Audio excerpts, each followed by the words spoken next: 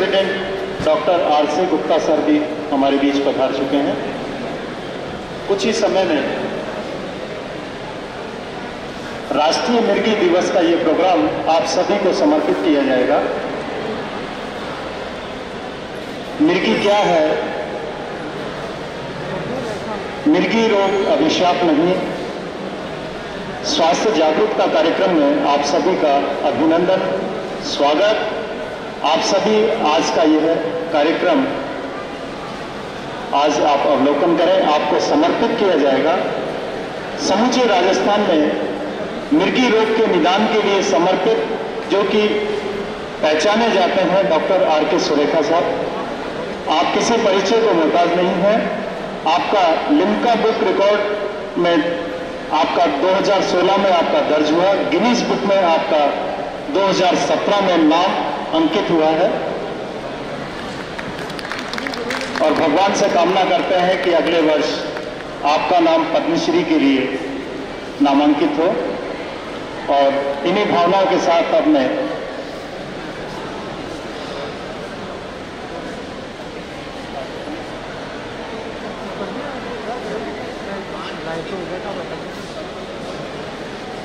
अब से कुछ ही देर में यहाँ पर इस प्रदर्शनी का फीता काटकर उद्घाटन कर रहे हैं हमारे मुख्य अतिथि डॉक्टर पी.एस. शर्मा, जो कि देश विदेश के विख्यात न्यूरो सर्जन है। इसे है मिर्गी रोग के लिए एक जन जागरूकता पैदा करना, मिर्गी की भ्रांतियां दूर करना, क्योंकि गांव में आज भी यह चलन है। कभी भी मिर्गी रोग किसी के हो जाता है या मिर्गी अचानक आ जाती है तो उससे जूता सुंघाते हैं। ये सारी बातें, या दांत भींचते हैं तो उस समय उनके चम्मच जीभ के अंदर डाल देते हैं, मुंह के अंदर डाल देते हैं। ये सभी गलत है। इन सभी भ्रांतियों को हमारे बीच आज इनका निवारण करेंगे। आज का ये प्रोग्राम प्रदर्शनी का आज शुभारंभ हो चुका है।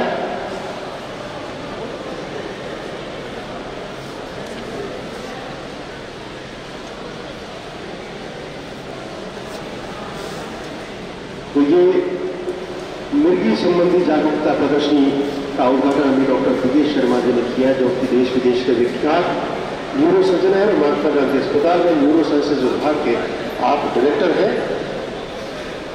साथ में है डॉक्टर आर.के. सुरेखा साहब, डॉक्टर आर.सी. गुप्ता साहब, जो कि मेडिकल सुपरिटेंडेंट है, डॉक्टर पुनीत रिजवानी साहब, डॉक्टर मोनीश कक्कड़ जी, जो कि विभागाध्यक्ष हैं शिशु रोग एवं बाल रोग विभाग के। ये कोशिश जो है हम हर विशेष दिन पे करके आए हैं महात्मा गांधी अस्पताल की तरफ से, कि हमें सबसे पहले अपनी बीमारियों के बारे में जानकारी हो। माना यह जाता है कि अपनी बीमारी को जितना अच्छा हम जानते हैं, समझते हैं, उतना ही अच्छा उसका उपचार भी करते हैं। तो आज यही कार्यक्रम हम लोग इस जागरूकता कार्यक्रम में आपके समक्ष लेकर आए हैं। अब से कुछ ही देर में एक पुस्तक का विमोचन होगा, जो कि मेडिकल स्टूडेंट्स के लिए एक खास भूमिका जिसकी रहेगी जागरूकता के लिए, अपडेशन के लिए। इसका उद्घाटन अभी doctor P S. Sharma, doctor Puneet Rizwani ji, doctor R K. Surekha, doctor Monish Kakkar ji अभी आपके सामने कर रहे हैं। Books please. हमारे साथ में डॉक्टर अमित अग्रवाल जी की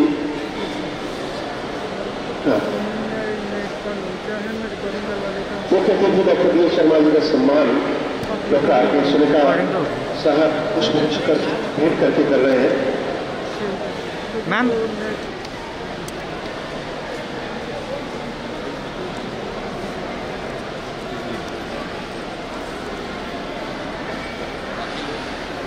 डॉक्टर अमित अग्रवाल स्वागत कर रहे हैं। डॉक्टर पुनीत रिजवानी साहब,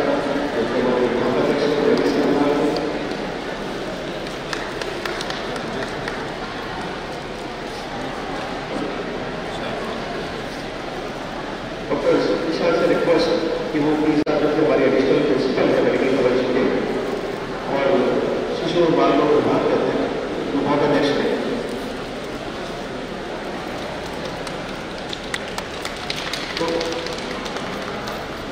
डॉक्टर आरसी गुप्ता साहब का स्वागत करने के लिए मैं निवेदन करूंगा डॉक्टर आरसी गुप्ता साहब से।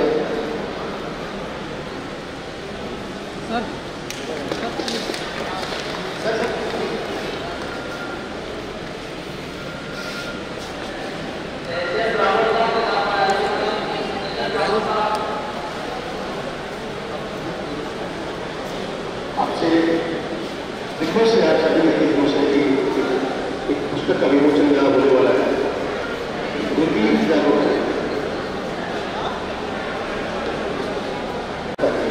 डॉक्टर आरके सुरेखा साहब, डॉक्टर मनीष कक्कड़ जी,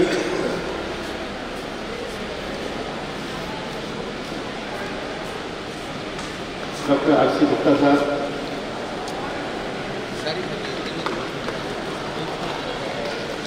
डॉक्टर पुनीत रिभारी साहब,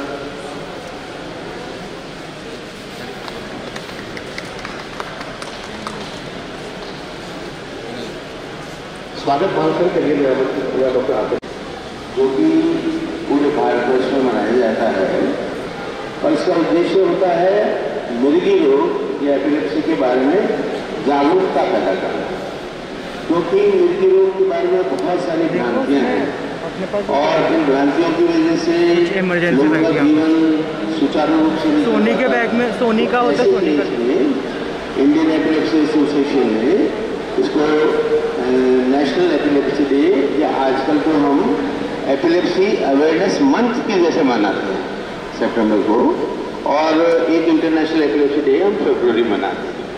तो आजकल इसका मेन पर्पज है कि पूरे देश भर में जितने भी एपिलेप्सी के पेशेंट्स हैं और उनके जो केयर गिवर्स हैं जो उनकी सेवा करते हैं उनको हम बताएं कि उन्हें क्या करना चाहिए। और एपिलेप्सी एक ट्रीटेबल बीमारी है, जिसका इलाज हो सकता है और जिसको हम मरीज को अभिशाप नहीं और वो लाइलाज नहीं, तो इसके लिए हम आज का दिन मनाते हैं। और मैं इस अवसर पर आदरणीय बी शर्मा साहब का, आरसी गुप्ता साहब का, मकसूद कक्कड़ साहब का और पुनीत रिजवानी जी का धन्यवाद करूंगा कि आप आए और हमारे इसके शो की शोभा बढ़ाई और इसमें कंट्रीब्यूट किया। मैं रिक्वेस्ट करूंगा कि आप अपने अपने विचार इस संबंध में प्रकट करें। बी शर्मा साहब से मैं कुछ दो शब्द कहने के लिए कहूँगा। धन्यवाद। और फ्रेंड्स, स्टूडेंट्स और आदरणीय आम जनता, आज के इस प्रोग्राम का उद्देश्य ये है कि जैसा सुरेखा साहब ने बताया कि एपिलेप्सी एक लाइलाज बीमारी नहीं है, इसका इलाज संभव है। ज़्यादातर समय ये दवाइयों से इसका इलाज हो जाता है और कुछ ऐसी स्टेज होती हैं जिसमें कुछ % पेशेंट्स में सर्जरी भी की जा सकती है। और ये दवाइयाँ रेगुलर लेने से अगर 2-3 साल तक कोई दौरा नहीं आए तो धीरे धीरे करके इन दवाइयों को भी ख़त्म कर दिया जाता है। और जो पेशेंट जिनको ये बीमारी हो उनको ड्राइविंग के लिए खास ध्यान रखना चाहिए।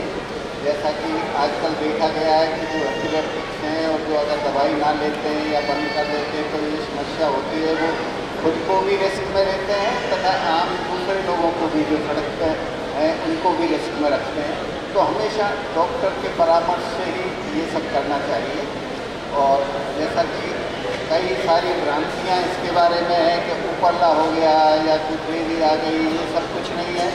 ये एक मेडिकल बीमारी है जिसका मेजॉरिटी केसेज में दवाइयों से या सर्जरी से इलाज संभव है। तो आज के इस प्रोग्राम की जो डॉक्टर सुरेखा साहब ने किया है उसकी सफलता की मैं कामना करता हूँ और आप सभी को शुभकामनाएं।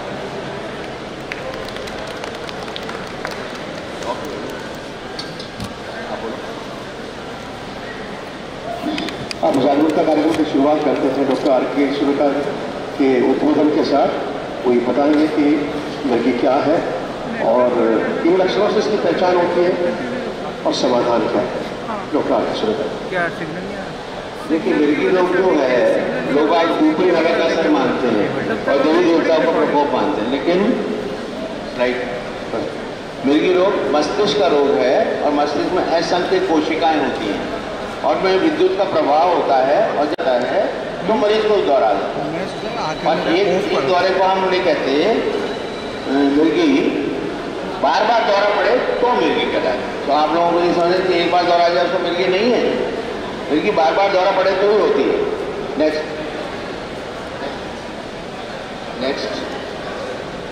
देखिए, मिर्गी भारतवर्ष में और पूरे विश्व में पाई जाती है और ये देखा गया है कि 4 से 10 प्रति हजार भारतवर्ष में इसका है। एक चूरू में मैंने सर्वे किया था, उसमें 3 प्रति हजार थे। तो मिर्गी काफ़ी है। हमारे यहाँ 60 लाख लोग भारतवर्ष में करीब मिर्गी रोग से पीड़ित होंगे। अभी देखा गया है कि मिर्गी कोई भी उम्र में हो सकती है, छोटी उम्र में भी हो सकती है, बड़ी। ऐसे देखा गया कि पहले कुछ ज़्यादा होती है, पहले 20 साल में, और फिर होती है 40 से 60 साल की उम्र, थोड़ी ज़्यादा पाई जाती है। अब मिर्गी के दौरे कई तरह के होते हैं। आप सामने देख रहे हैं स्लाइड में कि GTCS मतलब जनरलाइज्ड टोनिक क्लोनिक सीजर्स हैं, जो कि आदमी के हाथ पैर दूसरे लग जाते हैं और बेहोश हो जाता है, गिर जाता है मरीज। तो इसको हम कहते हैं जनरलाइज्ड टोनिक क्लोनिक सीजर। आगे और आगे सेंसेशन। ये देखिए वाहन अस्थियां हैं जिनको कि दौरा आया है, दौरे के मरीज से, लेकिन अभी इस हाइट तक पहुंचे। एल्फ्रेड नोबल, नेपोलियन, सुक्रात, तो John T Rhodes, Leander Paes, ये सब ऐसे हैं जिनको एपिलेप्सी थी, क्योंकि ये लोग हाइट्स तक पहुंचे। नेक्स्ट, ये भ्रांतियां कुछ है, मैं बताऊंगा। नेक्स्ट, लोग आगे देवी देवता का पूजा करना चालू कर देते हैं, तो पूजा करने की दरकार नहीं, उससे ठीक नहीं होने वाले मिर्गी दवाई से ठीक होने वाली है। नेक्स्ट, लोग जूता सुंघा देते, दौरा पड़ता है तो जूता सुंघा देते हैं, जूता सुंघाने से ठीक नहीं होती। नेक्स्ट, लोग जिसके दौरा पड़ते हैं सवाल उसे देवी आ गई और उसे पूजा करना चालू कर देते हैं, ये भ्रांति है। नेक्स्ट, इस तरह से दौरा आए तो उसके हाथ नहीं लगाते, वो छुआछूत की बीमारी मानते हैं कि मरीज के हाथ लगा लिया तो दौरा आ जाएगा, ऐसा नहीं है। मुर्गी के दौरे आए तो मरीज ये समझते हैं कि मुर्गी का रोगी कुछ काम नहीं कर सकता, बेकार हो गया, वो बुद्धू हो गया, लेकिन ऐसा नहीं है। आपको मैंने दिखाया कैसे बड़े बड़े लोग बने हैं, ये सब बड़े बड़े हो सकते हैं। नेक्स्ट, ये लोग बात समझते हैं कि स्कूल नहीं जा सकता या पढ़ाई नहीं कर सकता। नेक्स्ट, इसी तरीके से विवाह होने पर मुर्गी ठीक हो जाती है। कई लोगों की ये है कि विवाह कर दो मुर्गी ठीक हो जाएगी। विवाह कर सकते हैं, जरूर करें, कि उससे मुर्गी ठीक नहीं होती। नेक्स्ट, ये कुछ है कि मुर्गी रोग एक अभिशाप नहीं है, ये एक छूत की बीमारी नहीं है, ये मानसिक बीमारी नहीं है, इससे अनुवांशिक हमेशा नहीं होती कि माँ और बाप और बेटे में जरूरी आएगी, बहुत कम परसेंटेज नहीं आती। नेक्स्ट, अब मृत्यु के कारण। नेक्स्ट, ये मृत्यु के कारण अलग अलग उम्र में अलग अलग होते हैं। जन्मजात विकृतियाँ, चोट लग जाए बचपन में, बच्चे को ऑक्सीजन नहीं मिले शुरू में, बर्थ में डिफिकल्टी होती है, इसीलिए कहते हैं कि मृत्यु रोग को अगर बचाना है तो डिलीवरी हमें अस्पताल में करानी चाहिए। और इसी तरह से दिमाग का इन्फेक्शन, मेनिंजाइटिस, या एक तरह का आजकल कृमि के कीड़े हैं, सिस्टिक सर्कोसिस कहते हैं उसको, तो उसकी वजह से दौरे बहुत पड़ जाते हैं। इसी तरीके से दिमाग में रसौली हो जाती है, टीबी की गांठ है, या नशे का सेवन है। कई लोग अल्कोहल पीते हैं, मैंड्रेक्स और जैसी दवाइयाँ खाते हैं, उनसे भी हो जाती है। कुछ लोगों के लकवा होता है, उसमें भी कई लोगों से हो जाती है। तो कई कारण होते हैं। ऐसा देखा गया कि 60 से 70% का केस में कोई कारण नहीं, तो 30% के कारण हम मालूम करते हैं। नेक्स्ट,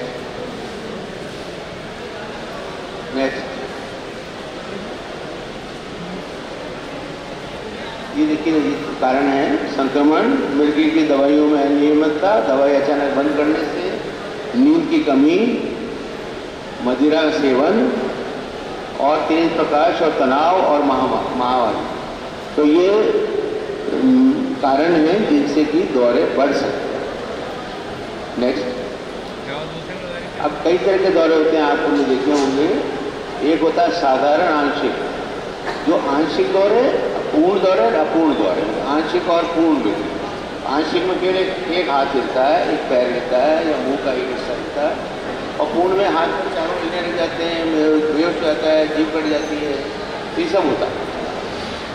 नेक्स्ट, ये मृत्यु के प्रकार हैं। देखिए कहाँ से, जो मैंने बताया था कि तरंग बनती है, एक साइड में बनती है तो आंशिक मृत्यु होती है, दोनों साइड होती है तो पूर्ण मृत्यु होती है। नेक्स्ट, इस तरह से देखो एक हाथ हिलता है या बटन अनबटन करने जाता है, तो बिहेवियर बदल जाता है, ये भी एक तरह की मृत्यु है। नेक्स्ट, आंशिक मृत्यु कहते हैं, आंशिक मृत्यु एक तरफ का मुंह हिल रहा है तो आंशिक। नेक्स्ट, ये कॉम्प्लेक्स पार्टियाँ चीज़ें होती हैं, ऐसे करके अभी आपने देखा होगा मरीजों को ऐसा तो होता है, तो ऐसे आँख को लटकने लग जाती है। नेक्स्ट, नेक्स्ट, ये पूर्ण जनरलाइज कॉन्टिक। नेक्स्ट, आप देखिए इसको पूर्ण मिल गया है, कैसे आती है, इस तरह के मृत्यु कहते हैं पूर्ण मृत्यु। नेक्स्ट, ये नहाने से, ठंडे पानी या गर्म पानी से डालेंगे तो उससे दौरा आ जाता है।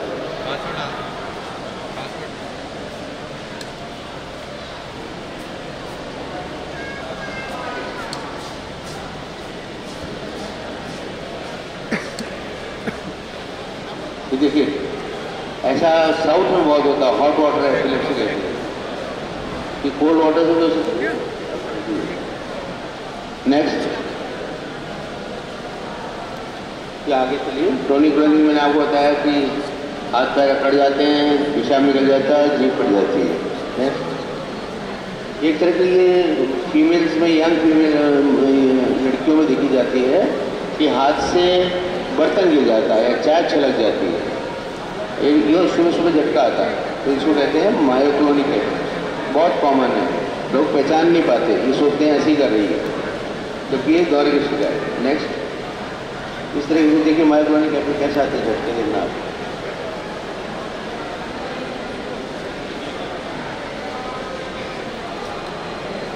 ये क्या है, इसलिए आपने देखा होगा ये झटके हैं, ये दौरे हैं।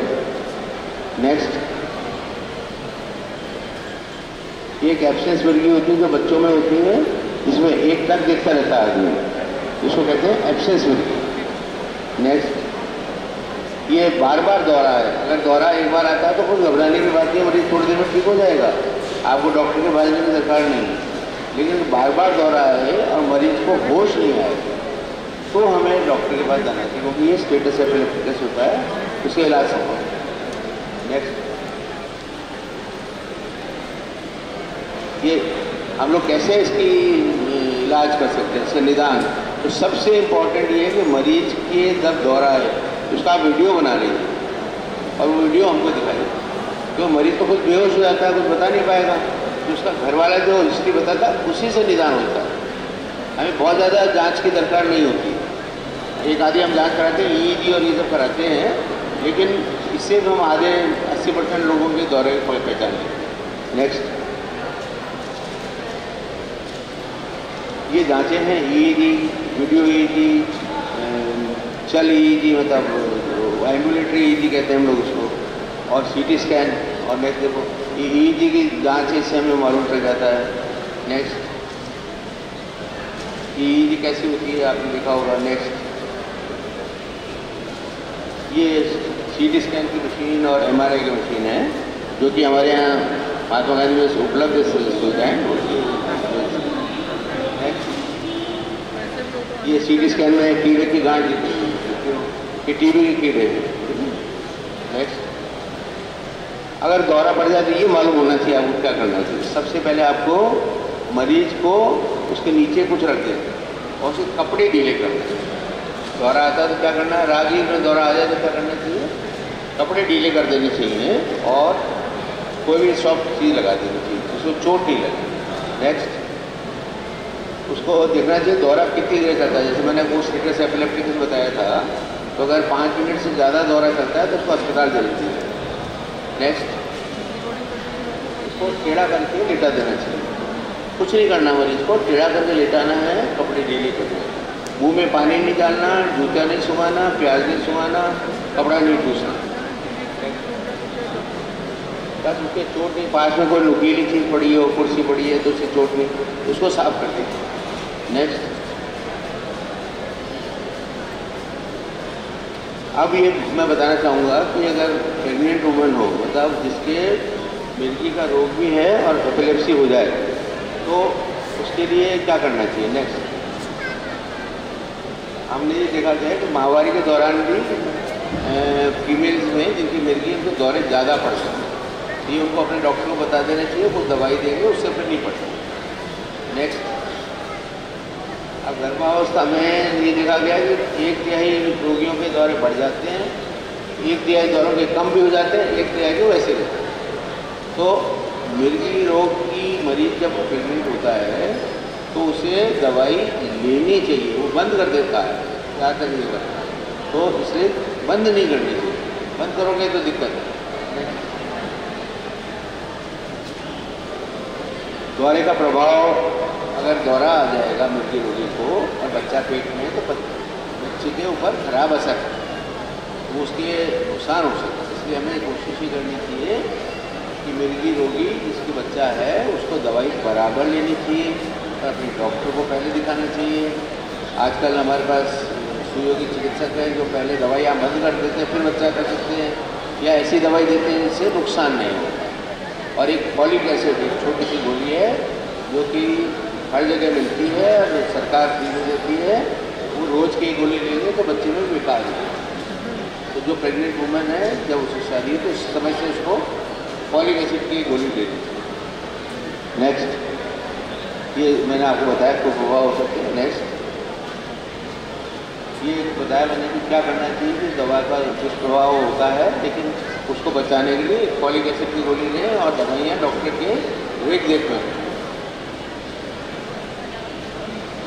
से पहला दौरा पड़ता है तो हमें अगर मिर्गी दौरा पहली बार पड़े तो जांच करना है। MRI करा सकते हैं, कोई दिक्कत नहीं, EEG करा सकते हैं, प्रेग्नेंट वुमन में करा सकते हैं, कोई दिक्कत, और दवाई चालू कर सकते हैं। नेक्स्ट, हमें अच्छा भोजन करना चाहिए, जो मिर्गी रोगी है उसको अच्छा भोजन करना चाहिए। नेक्स्ट, और अगर बच्चा पैदा होता है तो बच्चे को दूध पिलाने में डरते हैं कि इसको दौरा नहीं आ जाए या दौरे की बीमारी नहीं हो जाए, ऐसा, या हम जो दवाई दे रहे हैं वो दवाई इसके अंदर चली जाएगी तो नुकसान हो जाएगा, ऐसा नहीं। जो दवाई देते हैं वो इतनी कम मात्रा में दूध में आती है कि बच्चे को नुकसान नहीं पहुंचता, और दूध पिलाने से बच्चे को दौरा नहीं बढ़ता या दौरे की बीमारी नहीं होती। ये छूत की बीमारी नहीं है, इस तरह से निकलता। हमारा भारतीय कानून क्या कहता है, पहले एपिलेप्सी या मिर्गी रोगी महिला को या आदमी को डाइवोर्स दे दिया जाता है, लेकिन पार्लियामेंट में इंडियन एपिलेप्सी एसोसिएशन ने जो कार्य किया उसमें 1999 2000 में एक लॉ पास हो गया कि अब कोई भी मरीज अगर एपिलेप्टिक है, मेल या फीमेल, उसको इस बेसिस पे डाइवोर्स नहीं दिया, तो कोई घबराने की दरकार नहीं है। ज़्यादा महिला आती है, साहब मेरे घर वाला छोड़ देगा या सब छोड़ देगा, छोड़ नहीं सकते, उस बेसिस में नहीं छोड़ सकते।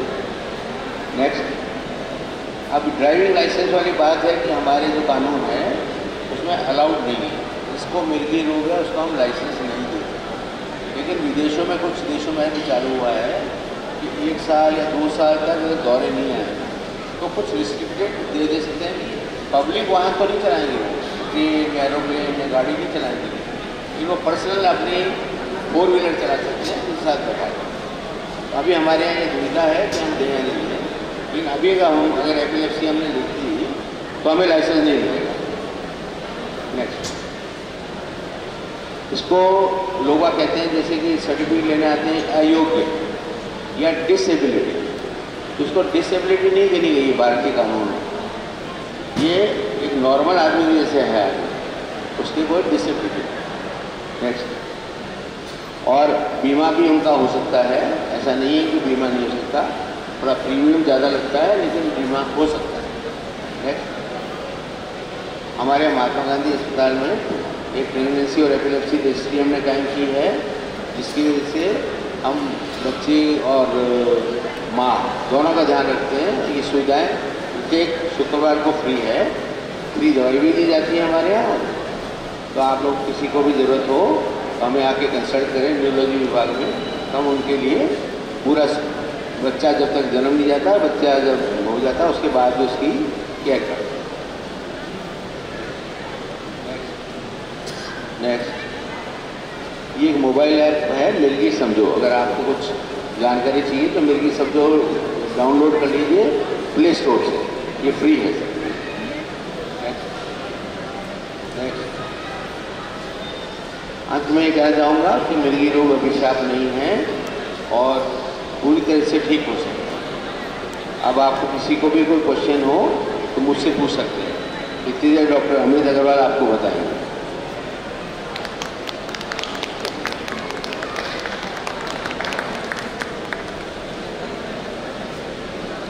नमस्कार। आज मिर्गी दिवस जो 7 नवंबर को मनाया जाता है, हमारे यहाँ भी मनाया जा रहा है। मैं मिर्गी के बारे में कुछ ही लाइन बोलूँगा कि मिर्गी आम जो न्यूरोलॉजिकल बीमारी है वो अन्य बीमारी जैसे लकवा, हेडेक की तरह ही है। इसका भी कुछ दवाई से इलाज किया जा सकता है। और अपने जो भ्रांतियाँ मिर्गी हमारे गाँव में कस्बों में होता है कि अगर कोई मरीज या परिवार में मिर्गी का हो जाता है तो लोग उसको छुआछूत की बीमारी मानते हैं और उस पेशेंट को या मरीज को परिवार को दूर रहने की कोशिश करते हैं। तो मिर्गी छुआछूत वाली बीमारी नहीं है, ये एक दूसरे से रहित है।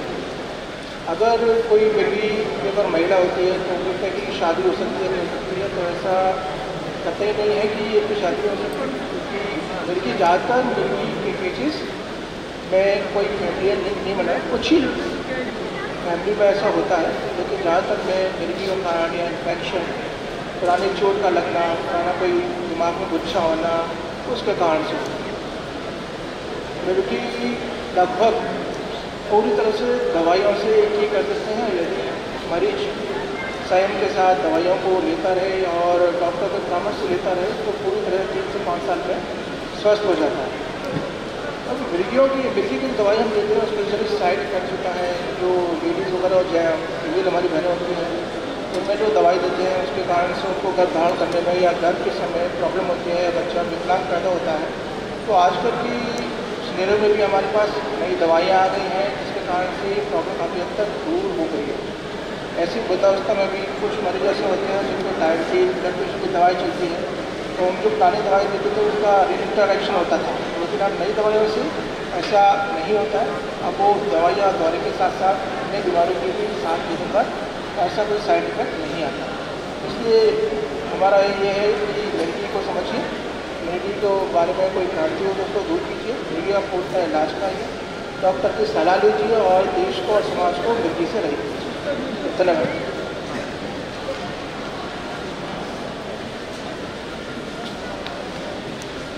धन्यवाद डॉक्टर अमित अग्रवाल साहब और डॉक्टर आर.के. सुरेखा साहब, जो कि आपने यहाँ मिर्गी संबंधी जागरूकता का एक प्रयास इस सेहत की बात कार्यक्रम में किया है।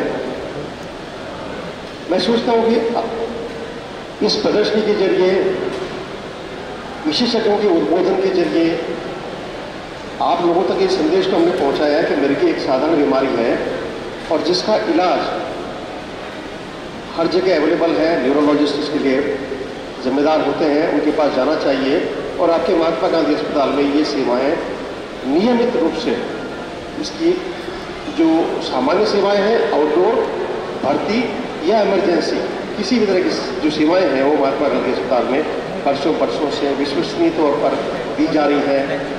ये न्यूरोलॉजी विभाग, आपको जानकारी दे दूँ कि बेसमेंट में नीचे भूतल में ये डॉक्टर साहब बैठते हैं पूरी अपनी टीम के साथ, doctor R K. Surekha, doctor Amit Agarwal साहब, डॉक्टर गौरव गोयल साहब, और एक संपूर्ण इलाज जो है मिर्गी का और तमाम न्यूरो संबंधी लोगों का आपके महात्मा गांधी अस्पताल में चिरंजीवी योजना के जरिए, RGHS योजना के जरिए, तमाम जितने भी जो कॉरपोरेट ऑफिसेज हैं, सेंट्रल गवर्नमेंट हो या राजस्थान सरकार हो, पेंशनर हो या सर्विंग एम्प्लॉइज हो, तमाम तरह के TPA जिसको बोले इंश्योरेंस कंपनीज, उन सब के लिए यहाँ महात्मा गांधी अस्पताल में हम लोग पैनल में हैं और कैशलेस सेवाएं हम लोग प्रोवाइड करा रहे हैं। आपने इस कार्यक्रम में हिस्सा लिया, ध्यानपूर्वक सारी जानकारी दी। हम आशा करते हैं कि आप लोगों के जरिए ये बात दूर तक जाएगी और समाज के अंतिम छोर तक जाएगी, जिससे कोई भी मिर्गी रोगी कभी न जूता सूंघने जैसी स्थिति बने, न दैवीय प्रकोप इसको समझा जाए। और अगर इससे संबंधित कोई और जानकारी चाहिए तो आज इसके लिए एक निःशुल्क परामर्श जो आउटडोर है वो हमारे न्यूरोलॉजी विभाग में हमने रखा है। आप यहाँ से निकलकर हमसे मिल लीजिए, सीधे डॉक्टर साहब से मिल लीजिए और आप अपनी मिर्गी संबंधी जो जानकारी, जो भ्रांति है या जो शक है या कहीं कोई जानकारी आपको चाहिए तो वो आप यहाँ से ले सकते हैं। मैं आप सभी का धन्यवाद और आभार कहना चाहूँगा कि आपने इस कार्यक्रम में हिस्सा लिया। जय हिंद। आगे इसी तरह के फिर कार्यक्रम लेके हम सेहत की बात में कार्यक्रम में हम लोग फिर हाजिर होंगे। धन्यवाद। जय हिंद।